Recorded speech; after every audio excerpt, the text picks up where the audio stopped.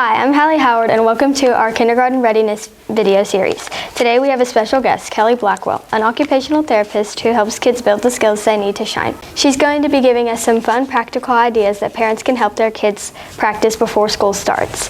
So let's jump into our questions. For people who might not know, can you explain what occupational therapy is and what it can mean for kids? Yeah, that's actually a very tricky question because nobody knows what OT is. OT, we help kids get ready in any capacity in whatever they need to be able to grow and learn. Things like using their hands, being able to pay attention, sit in a chair, all of those things can be addressed in OT.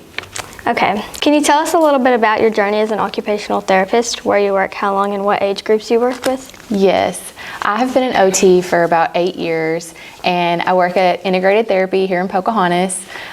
We service babies all the way through high school. Okay, I didn't know occupational therapists work with babies too. Yeah, sometimes babies have a hard time calming themselves, so we can do lots of things to help their body get ready to be calm. Okay, there are common challenges you see in children preparing for school, and how can parents support them? Absolutely. So for our preschool age kids that are getting ready to come to kindergarten, often we see they have a hard time holding a pencil, or maybe it's not what it's supposed to look like. If a child is 3 and they're still holding a pencil like this and coloring like this, that's delayed. And so we really want to get them working with more of a mature pencil grasp. And then sometimes they struggle with like cutting because they haven't been exposed to it if they never had preschool. And then of course just following rules, sitting in a chair, walking in a line, all of those things can be addressed too. How do you think their parents can support them? First, decreasing screen time, that's always a big suggestion. Our kids that just play games on tablets or what have you, sometimes that can delay our fine motor skills, so we really need our kids using their hands, digging in the dirt, playing on the monkey bars. Like, all of those are great activities. Roughhousing, as crazy as that sounds, is actually really good for sensory input, and that helps get our bodies ready to be able to sit still. So get all that fun movement at home so that when they come to school, they're able to sit and learn. So you think outdoor things can help children? Absolutely, okay. Absolutely. Motor skills like using scissors or holding a pencil affect a child's learning in the classroom. So if our kids are not able to do that, then they're often getting up and they're being wiggly and all of those things, and then we have behaviors that come into play. So if you have a kid that knows how to hold a pencil, knows how to cut with scissors, knows how to sit and play with Play-Doh, all of those things, they're going to be able to sit and their attention's going to be better and they're going to be willing to learn. But if that task is hard, they're going to find a way to play, because that's what kids do. They want to play. So if your kid's not able to sit and do these tasks, then they're going to be up moving around in the classroom. So you think that if they know how to do it, it'll make them more motivated to do it? Absolutely. Okay. Do you have any favorite games or exercises that could make these learning skills more fun at home? Absolutely. Before kindergarten, I would suggest getting out Play-Doh, practicing with scissors, coloring, especially laying in the floor and coloring. So lay on your belly and have the kids color. That's going to strengthen their core, it's going to strengthen their shoulders and their hands so that all of those skills start to build on themselves. And then you can do fun games like animal walks, where you have them like jump like a frog or walk like a bear. Those are all great for getting those big movements.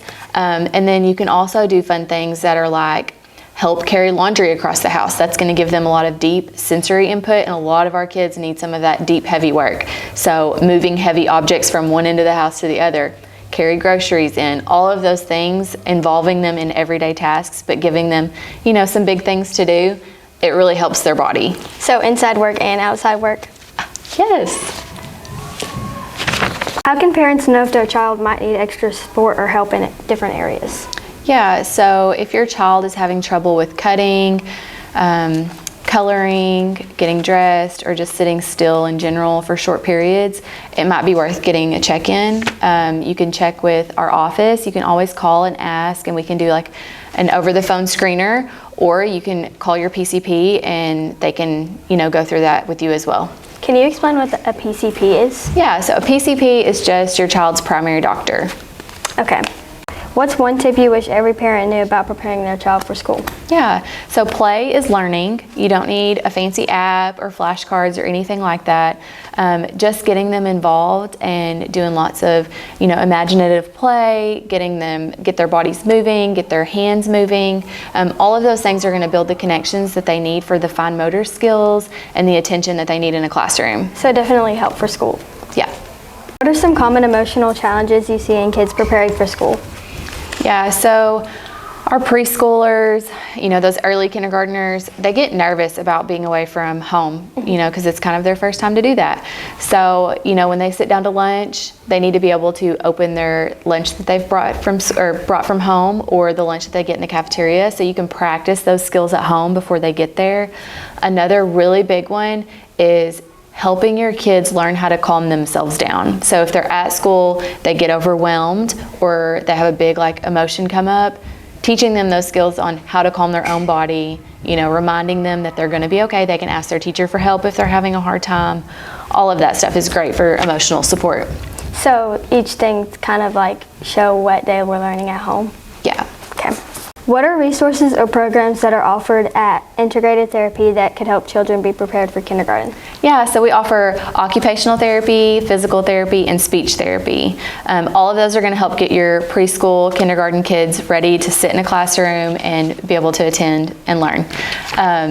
We also offer Apple Group connections through our speech and OT programs, and those are going to help with reading and handwriting. And then all of our therapists also have a level of training in the Moscatova method, which is reflex integration. Okay, can you repeat that? Yes, it's called Moscatova method, and it's reflex integration. So all that means is that we get the brain and the body to work together. So if there's just some confusion between how to get your muscles to do what your brain wants it to do, we kind of sort that out. Okay.